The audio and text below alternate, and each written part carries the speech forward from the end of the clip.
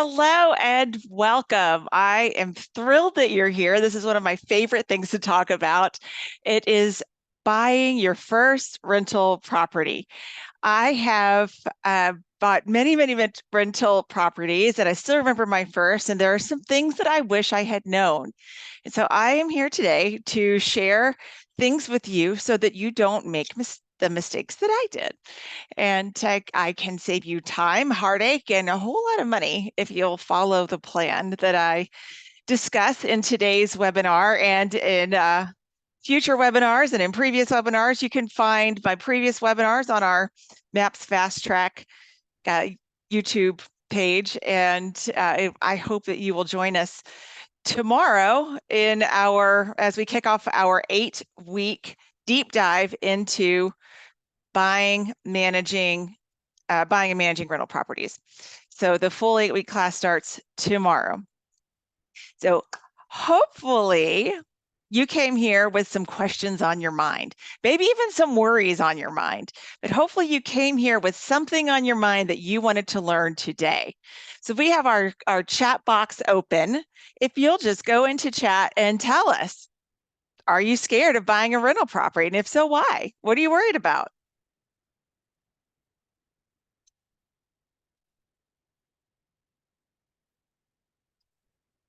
What are your questions? What do you wish you knew? What's holding you back? Bad tenants. Okay, picking the right one, how to make the numbers work, managing the day-to-day. Worry about positive cash flow. Don't know what a good cap rate is these days. Financing.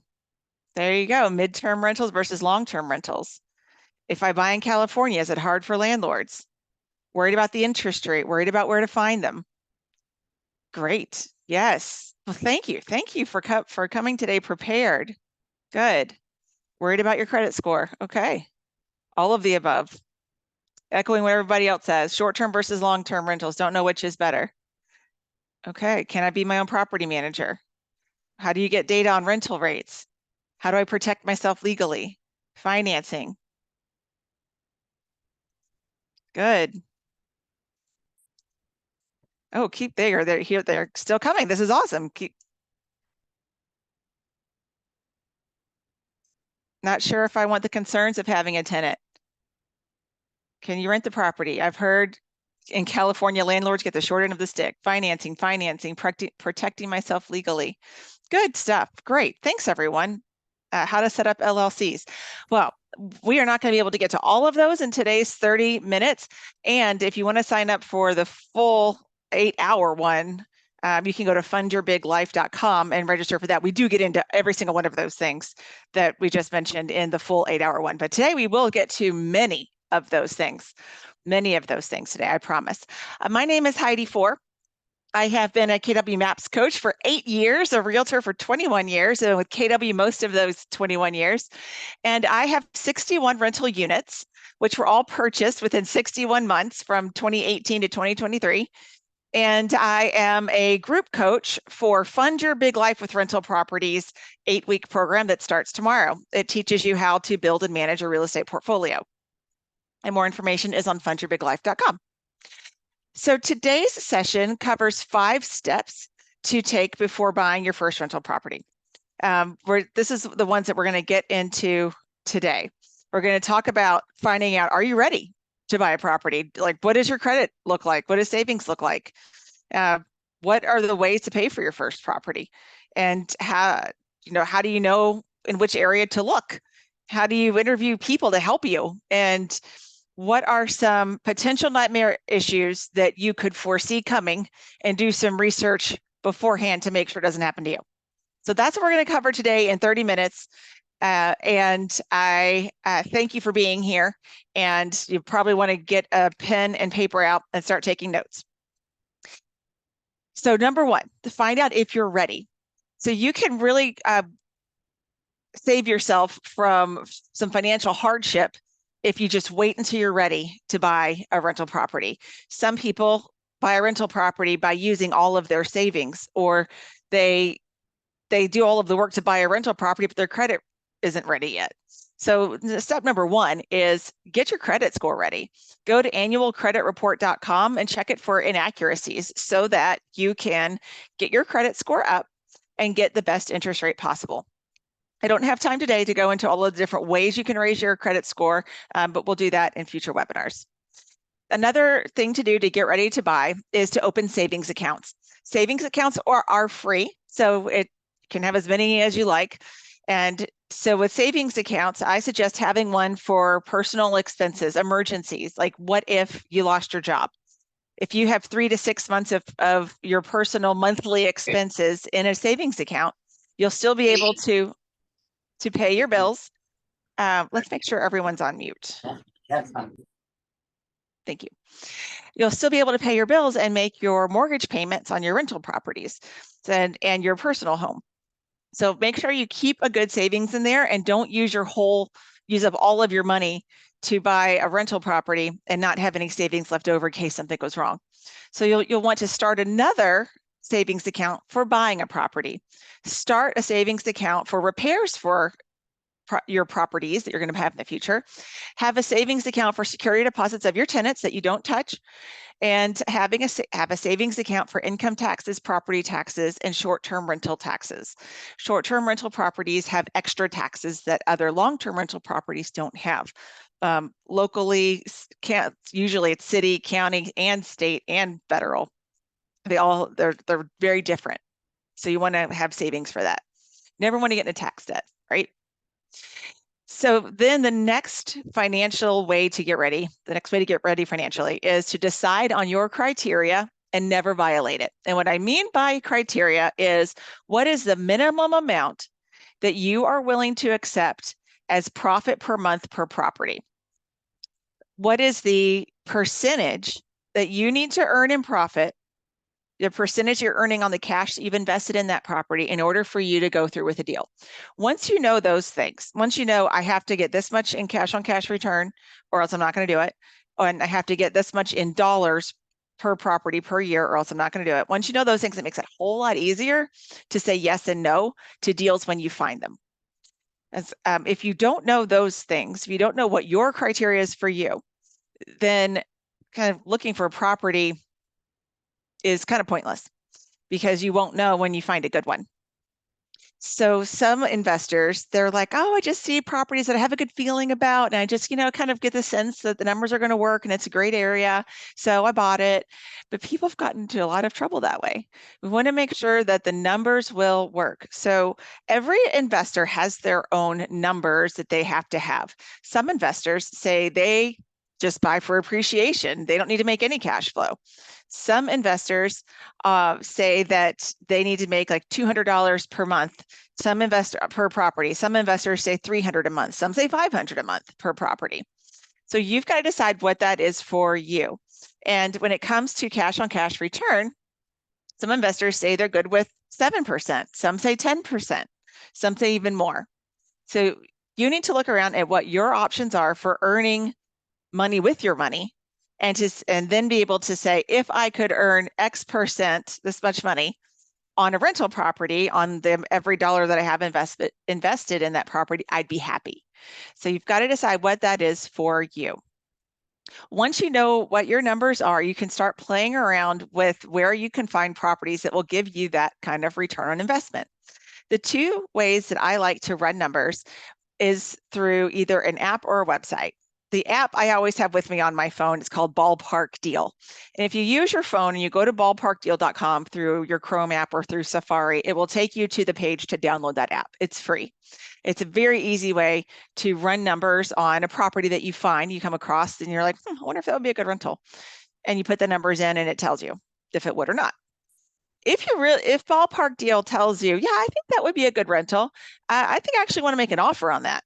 Then you want to go get some more information. I find out like specifically what the operating expenses are, find out specifically what you could get for rent, and go to a website called dealcheck.io and put in all of that data into dealcheck.io and go to the reports. And the reports will tell you how much money you're going to make, what is your cash on cash return, how much is your cash flow per month expected to be.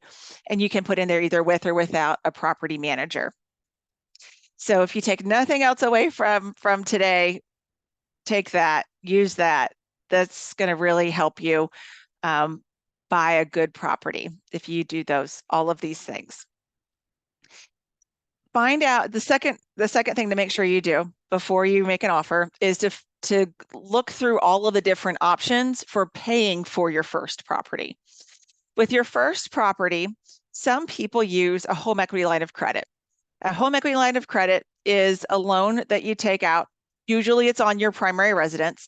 So if you've lived in your house for a while, you've got a good amount of equity in it, you could consider getting a home equity line of credit, which is it's a loan, and you just pay the bank back monthly payments on the amount that's still owed on the loan, just like a credit card. With a credit card, you make payments based on what you still owe on it. So the amount is different each month. So sometimes this is a variable rate that floats with prime, and that can be a little bit scary. That's why some people choose to get a home equity loan, which is a little bit different than a home equity line of credit, because a home equity loan is fixed payments every month. And as you pay the balance down, you can't reborrow it. You pay it off and it's closed. But with the home equity line of credit, it's like a credit card. You can make payments on it, pay the balance down, and then reuse it. That's the difference between those two. I talked to an investor today, one of my coaching clients, because I'm also a MAPS coach that has one-on-one coaching clients. And she said that she is not comfortable with either of these options. She said, like, what if times get tough and I can't make that payment on that home equity loan and like the bank takes my house? And I said to her, then don't do this option. Find another way to pay for your first property, because you never want to put yourself into a situation where you can't sleep at night because you're so worried about your rental properties, or you're so worried about a risk that you took financially. So if this is going to keep you up at night and make you worried about losing your house, then definitely don't do those two options. Let's choose one of the other ones. You can go to just about any bank in town and ask them what their products are for a residential rental property. Most of the time, they'll tell you that they want a 20% down payment. Sometimes some banks want a 25% down payment. If it's a residential rental property, like a single family home or a duplex, triplex, or fourplex, those are all considered residential. And you can call your mortgage broker that maybe the person that you got your loan on for your primary residence. And you can talk with them about whether or not what the rate is for a 15 or a 30, and whether or not the 15-year or 30-year loan term would be right for you. And then you can see if the rent in that area where you want to buy this property, where you can make money with this 20 or 25% down payment on the 15 or 30-year loan. So that's a very common way to buy your first property. There's also this hybrid loan out there right now. It's through North Point Bank. Maybe other banks have it too. It starts off with a 25% down payment, and as you make payments on it and you pay down that balance, it becomes a home equity line of credit. You can reborrow the equity in it. So it's very interesting products. You could look into that if that might make sense for you. If none of those are going to work with your financial situation, consider getting a debt partner, also known as a private money lender. And a debt partner, or could be a hard money lender. A debt partner is somebody that you know personally that is not a traditional lender. They're really just going to give you this money, loan you this money, because they believe in you, the investor, and they think that it's a good deal, the deal that you found. So they believe in you and they believe in the deal. And it's not about your credit score. It's not about your income that you make from your job. It's really about, do they believe you're going to pay the loan back? And is this a good deal? An equity partner is someone that you go into business with where you both own the property and you split the profits. And whether you split it 50-50 or 60-40 or 70-30 is something that you just negotiate and you get an agreement. Obviously, you want to get all of your agreements signed in writing. And if you're going to do this with a family member, just understand that the risk involved is that you could really damage the family relations. You could damage your relationships with your family members by going into business with someone, especially where there's money involved. People get weird. So just be really careful with this situation. Seller financing is another potential way that you could buy a property. With seller financing, it means that you make the payments to the person selling the home, and you just make payments to them until you've paid them what they want for the home. And they can put a mortgage on the home, but you are then responsible for the insurance and taxes and repairs. They're not responsible for it anymore. So some sellers are willing to sell a house to you on seller financing because it means they're still getting monthly payments for that property, but they're not responsible for maintaining it anymore. They're not responsible for any expenses on it. They're just getting a check from you every month. So that's another way that you could buy something. And this would be a good option for someone who doesn't have a very good credit score right now or couldn't qualify for some reason, one of those other methods that we've described above.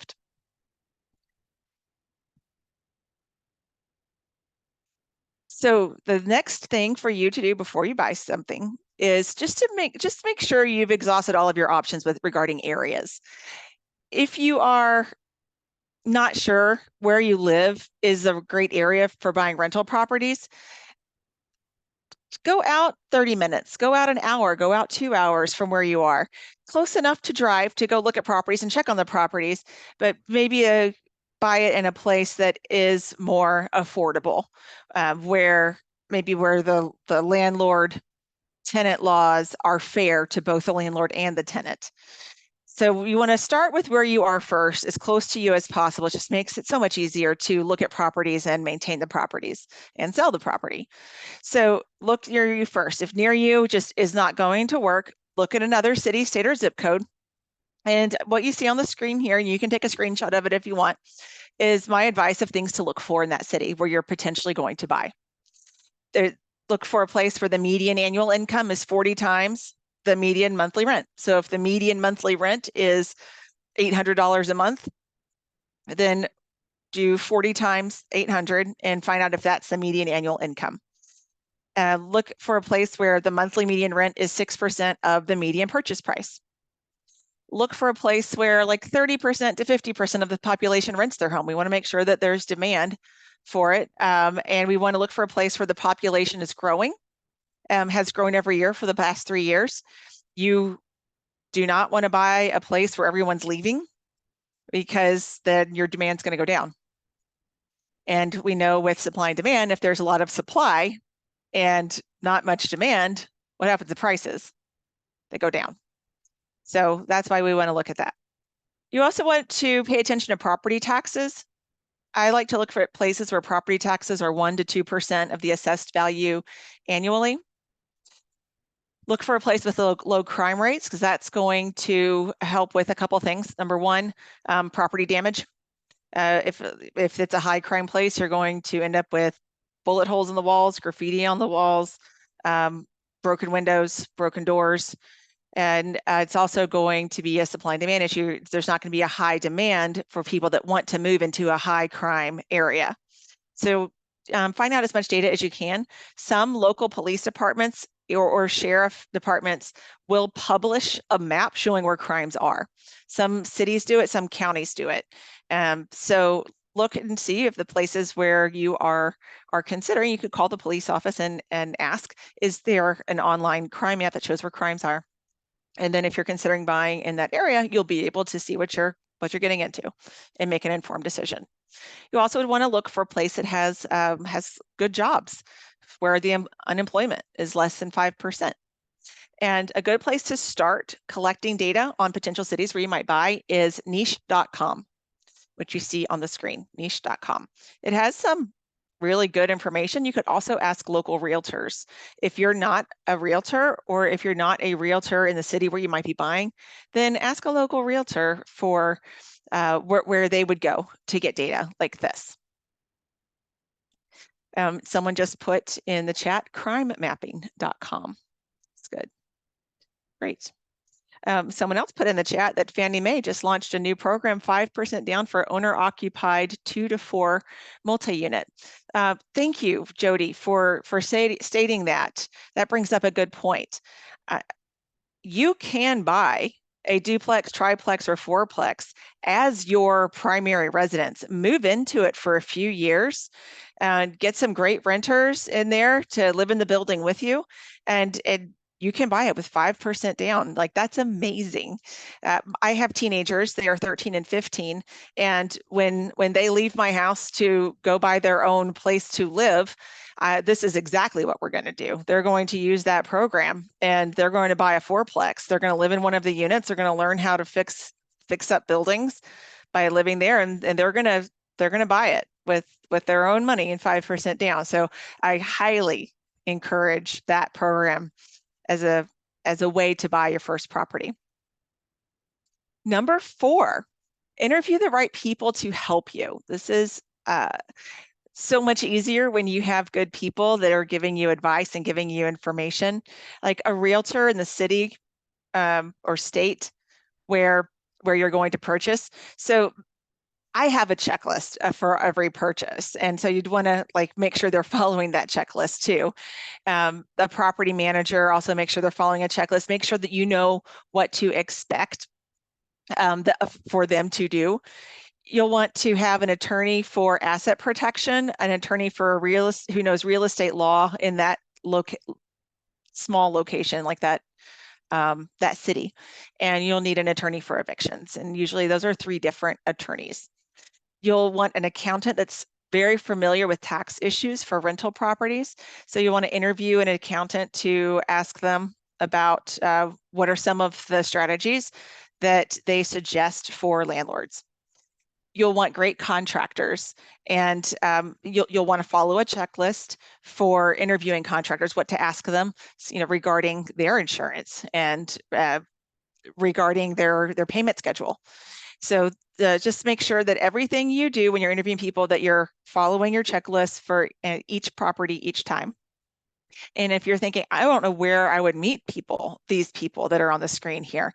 Well, my suggestion is to go to a local investor association meeting to meet experienced investors who can give you those recommendations. So if you go to meetup.com and you type in real estate investors and you put in your city, you'll be able to see when their next meetups are, which is their next meeting. And you go there and talk to everybody in the room and tell them, like, I'm looking for a great accountant. Do you know one? I'm looking for a great attorney who understands real estate law because I want them to look at my lease.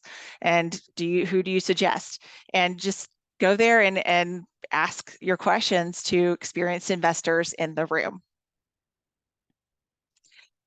Okay, here's a big one. Researching potential nightmare issues. And this cannot be stated enough. Find out as much as you can about the property and about the tenants before closing date, because after closing, you're stuck. But before the closing date, find out if the tenants have been paying. Ask the current landlord, if you're buying someone else's rental property that has a tenant in there now, ask them for income and expenses for the last 12 months and ask them for a tenant ledger for each tenant. So if this is a duplex, triplex, or fourplex, then there's going to be 2, 3, or 4 tenants in there. And so you'll want a tenant ledger for each person. You want to know, when are they paying? Like, are they paying on time? Are they constantly late? Do they come with stories every month about why they need more time, why they can't pay? So the other thing you'll want to get from that landlord who's selling you the property is a list of the tenant's phone numbers and emails on or before closing day. After closing day, it's very hard to get the previous owner to give you data. But before closing day, before they've got their check, they are more likely to give you this data. The other thing you're going to want to do is find out if the property that you're going to buy, that you want to have as a rental property, find out if it's permitted to be a rental property. Find out if a permit is needed for it to be a rental property, especially a short-term rental. And find out if the city or county knows that that it's a short-term rental. Find out if they know that it's a multifamily.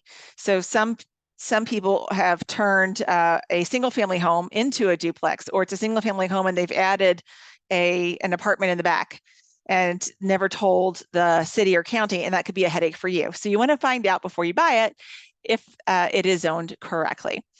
Also, you'll want to find out if there's any pending litigation or code violations that is going to be a potential headache for you before you buy it. And we've already talked about the crime data, find out the crime data in the surrounding blocks. And I mean, I don't like thinking this way, yet don't trust anyone's word, verify everything.